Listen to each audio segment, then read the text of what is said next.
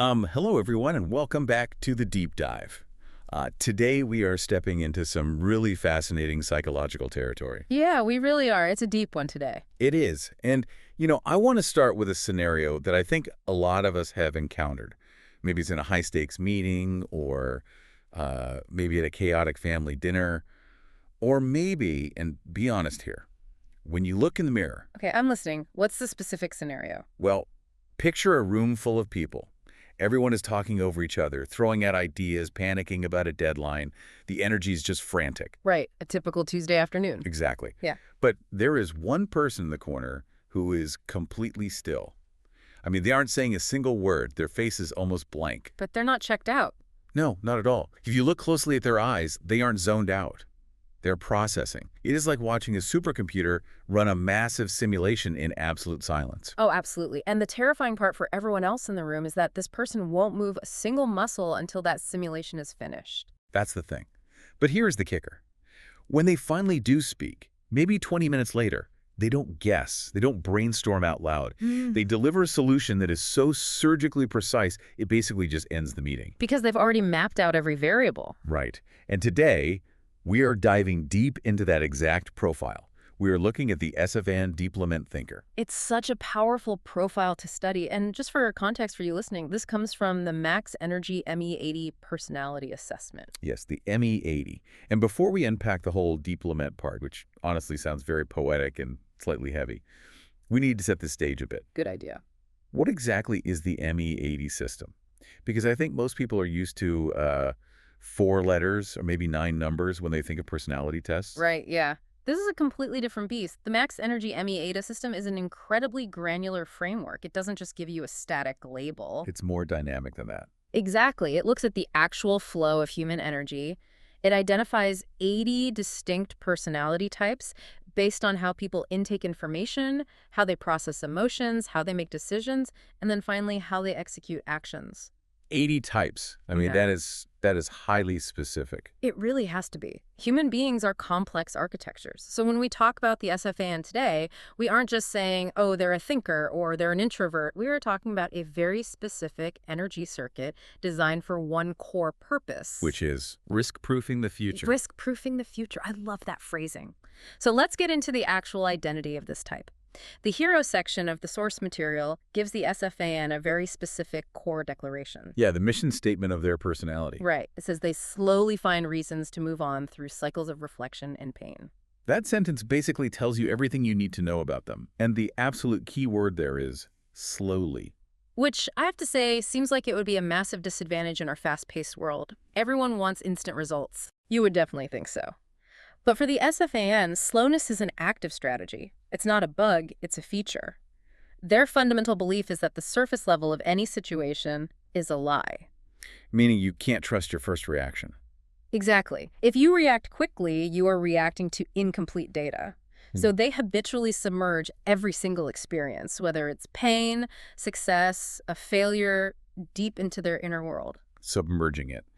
And I guess that is where the name comes in, right? The deep lament thinker. Yes. But lament usually implies grief or mourning, like crying over a loss. Are we just analyzing a inherently depressed personality type here? No, and that is actually the most common misconception. In the ME80 context, lament doesn't mean sitting around crying in the dark. It refers to a metabolic process. You should really think of it as emotional digestion. Digestion. Okay, break that down for me. Well, most people, when something bad happens, what do? They try to shake it off. Right. Good vibes only, bounce back quickly, move on. Exactly. But the SFAN physically cannot do that. They have this biological imperative to ingest the experience, break it down into its core chemical components, and basically absorb it into their bones. Wow. They are composting the pain to turn it into useful data. So they aren't wallowing in the past, they're mining it. Precisely. They are mining for what the report calls judgment bases that can truly hold up. They want to understand the absolute fundamental truth of what happened so that they are never, ever caught off guard by that specific thing again. It is a control philosophy, really. Totally. They navigate the entire world by reasoning from risk and failure. Give me a practical example of that. Let's say a major project fails at work. What does the SFAN do? Well, they don't just say, bad luck, let's try again tomorrow. Never. They act like an aviation crash scene investigator. Going through the wreckage piece by piece. Exactly. They calculate the cost of every tiny step that led to the failure. They are trying to find a logical path between being wounded and understanding the mechanism of the wound. Man, that sounds incredibly intense to live with. It is. And that intensity leads us directly to the mechanics of how they actually operate day to day. The ME80 report describes an energy matrix for them that operates on a fascinating principle. The inward collapse followed by explosive execution. That's the one. Which honestly sounds like a complete contradiction. I mean, Yeah. how could you be collapsed and explosive at the exact same time? It makes sense if you think about physics. Think of a bow and arrow. Okay, I'm visualizing the bow. To shoot an arrow far and incredibly fast, you have to pull the string back. You have to create tension. Right. That pulling back is the inward collapse. The SFAN pulls everything inward, all the data, the feelings, the potential risks. They create this massive internal density. So that is the collapse. Yes. And to an outsider, it just looks like hesitation. It looks like they are stuck, but inside, it's all potential energy building up. And once they finally let go, That is the explosive execution.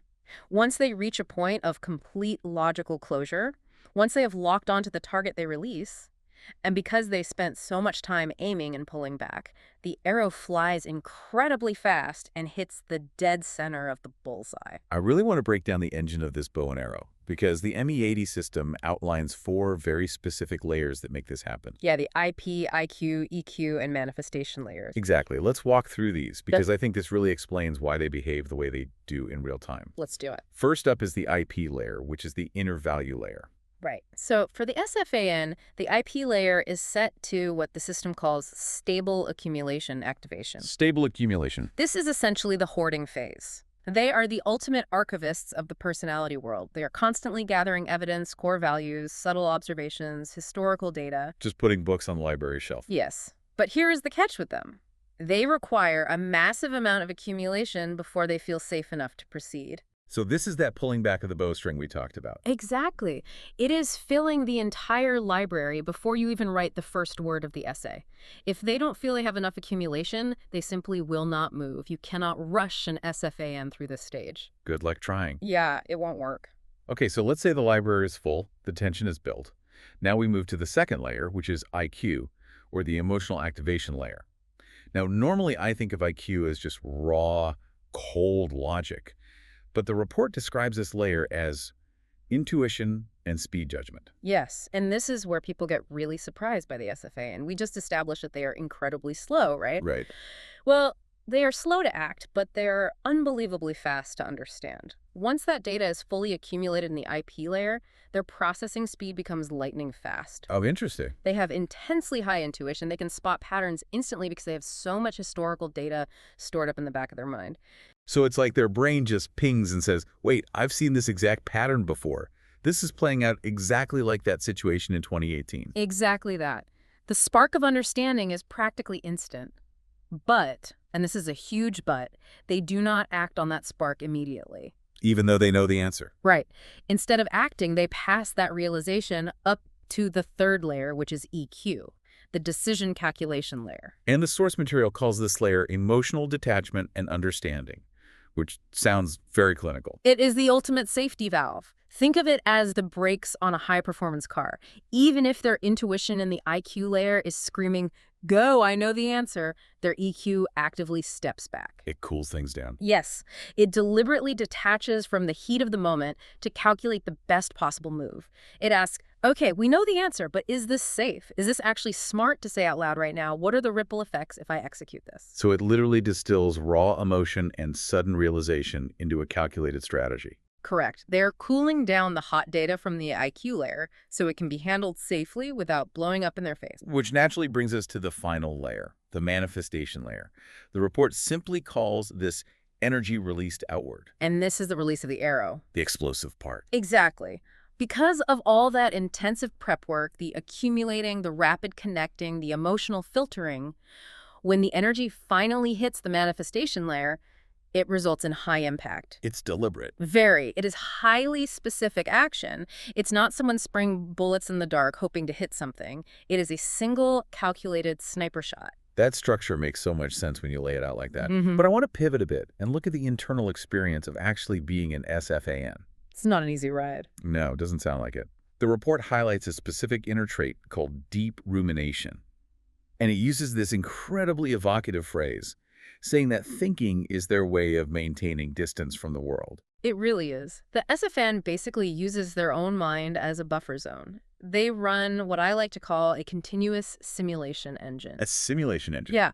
They will take a single isolated experience, maybe a casual conversation that went slightly sideways, and they will completely decompose it. They replay it over and over in their heart, examining all the causal relationships. Honestly, it reminds me of that scene with Doctor Strange in Infinity War, where he's sitting there looking at 14 million alternate futures just to find the one where they actually win. That is the perfect analogy for the SFN brain. And their motivation for doing this is purely protective. To avoid getting hurt. Yes. They genuinely believe that only by thinking deep enough and analyzing every angle, they won't have to endure the same wound twice. They're literally trying to solve the past to protect their future. But let's be real here for a second. Mm-hmm. Running a mental supercomputer at 100% capacity just to predict every possible crash, that has to be exhausting. It is incredibly draining, and that naturally leads us directly into what the report calls the shadow blind spot of this profile. Because every strength has a shadow. Exactly. And for the SFAN, their shadow is action delay. Action delay. I mean, is that just a fancy psychological term for procrastination? It's much deeper than standard procrastination. It's something I call pre-living failure. Because they're so incredibly skilled at foreseeing risks, they often preset the worst possible outcomes. What does that actually mean in practice? It means they visualize the failure so vividly with such high definition in their simulation engine that emotionally they feel like the failure has already happened. Oh, wow. So they suffer the emotional impact of the crash without ever actually getting in the car. Exactly. And you can imagine what that does to their motivation. It completely drains their forward momentum. The report actually refers to this as an exhaustion loop. Because why start if you've already failed? Right. Because they have already experienced the disaster in their mind. Their willingness to invest real energy into the actual project drops to zero. They think, why bother trying? I already know exactly how this is going to go wrong. That is heartbreaking, honestly. Yeah. It's like self-sabotage powered by high intelligence. It is. And it often leads to severe self-negation. This habit of long-term self-examination can easily evolve into deep self-doubt. How so? Well, they start to internalize completely external problems, like say the market suddenly shifts, or they have an impossibly difficult boss. Instead of blaming the market or the boss, they view it as a personal insufficiency. They think, if I were just smarter, I would have simulated this and predicted it. Yes, that is the most dangerous downward spiral for the SFAM. So if you are an SFAN listening to this right now, consider that your biggest red flag. Just because your brain is powerful enough to imagine it failing doesn't mean it actually will in reality. Correct. The simulation is not reality. You always have to remind yourself that the map is not the territory. Let's shift gears a bit. I want to talk about how this personality type shows up in the physical world, specifically with other people. Let's look at social relationships. Okay. The report calls their social vibe quiet reception. They are the listeners. Yeah. With a capital L. Right. In a world where literally everyone is fighting to grab the microphone and be heard, the SFAN is the one just sitting back and absorbing. Completely. But the report says something interesting. It says they listen to everything but rarely reveal their own weight. That sounds a bit lonely. It definitely can be lonely. What they do is provide this incredibly rare space of being understood for other people. People absolutely love talking to SFANs because they feel truly deeply heard. Because the SFAN isn't just waiting for their turn to speak. Right. Yeah. They don't rush to give unsolicited advice. They just hold the space for you. But the hidden cost of this dynamic is that while everyone else draws stability from them, they also sense this subtle melancholy in the SFAN. Because the SFAN is carrying everyone else's emotional luggage on top of their own heavy accumulation. Precisely. And they bear all that weight without ever showing weakness. They become the strong, silent friend that the whole group relies on. But nobody ever really asks, hey, how are you actually doing? Yeah. Because they seem so incredibly self-contained. Exactly. That is a crucial dynamic to understand if you love or work with an SFEN. Well, speaking of working, let's take this into the business world. Because despite that massive action delay risk we talked about, the SFAN obviously has immense commercial and business value. Oh, absolutely. What is their ultimate superpower in a corporate setting? Their core business advantage is deep risk judgment. They are the person who sees the iceberg. They're the person who sees the iceberg miles away before anyone else on the ship has even bothered to check the radar. Which is pretty rare these days. Very rare. In a modern business culture that constantly rewards hype and that whole move fast and break things mentality, the SFAN serves as the rational safety net. So they are the brakes on the corporate sports car. No, I wouldn't call them the brakes. They are the steering wheel and the navigation system. They excel at distilling judgment bases from past failures. They see the glaring holes in the business plan that everyone else is just too excited to notice. So they are literally the ones who save the company from making a catastrophic million-dollar mistake. Without a doubt. They prevent overly optimistic, dangerous decisions. If you have an executive team full of pure visionaries who just want to run at top speed, you absolutely need an SFAN in the room to say, okay, great vision, but have we fully considered the regulatory impact of step 3? Based on that, what specific career paths does the ME80 report actually recommend for them? Because it seems obvious they wouldn't enjoy being like a hyper-aggressive salesperson on a cold call floor. Oh, definitely not. That would destroy them. They need depth and analysis. Okay. First, the report recommends risk assessment and review. Really anything where the primary job is to find logical gaps and structural flaws. Makes perfect sense. Second is strategy planning, but specifically medium to long-term strategy. Because of the simulation engine. Exactly. Because they naturally simulate the future constantly, they're incredible at plotting a safe course 3, 5, 10 years out. What else? Third is research analysis. Deep, qualitative work. They have the sheer patience to dig through the massive piles of data that would just bore everyone else to tears. And the final one. Finally, long-term decision support. Decision support. What does that actually look like in the real world? Think of high-risk, extremely high-cost projects where mistakes are simply not an option. You want an SFAN sitting in the control tower for those. They are the ultimate consigliere, the wise, steady hand behind the throne making sure the kingdom doesn't burn down. Man, that is a really powerful role. It is. So we've looked at their complex core mechanism, we've explored the shadow of action delay, their quiet social life, and their undeniable value in their career. I really want to wrap this deep dive up by looking at the conclusion of the ME80 report. Let's do it. There's a golden sentence here at the end that I think really sums up their entire existence perfectly. It says, "Strength comes from the patience of not rushing forward." That is the ultimate key for them. It completely reframes their slowness. It's not a weakness or a defect. It is a deliberate, powerful accumulation of energy. And the report notes that when an SFAN finally learns to balance their deep thinking with real-world action, all that heavy rumination transforms. It stops being a burden. Right. It goes from being this crushing weight to becoming a solid and clear direction for moving forward. That is the ultimate goal for this personality type, to turn the internal weight into external momentum, to use that incredible deep understanding to walk a path that other people can't even see yet. I think that is a genuinely beautiful place to land our analysis. But before we go, I have a thought I really want to leave with our listeners, especially if you personally identified with the SFAN profile we discussed today. Let's hear the thought. We talked heavily about the exhaustion loop and pre-living failure. So here's my question for you. If you are waiting for perfect 100% safety before you finally act, how much virtual failure are you suffering in your head right now that hasn't actually happened in reality? That is the million-dollar cauldron. Really think about it. How many times have you completely crashed the car in your mind while the real car is still just sitting safely parked in the driveway? The pain of the simulation is almost always worse than the pain of reality. Sometimes you just have to turn the key and drive the car. Something really important to chew on today. Now, as we mentioned at the top of the show, this entire deep dive is based on the Max Energy ME80 personality assessment. It is a profoundly detailed system. It really is.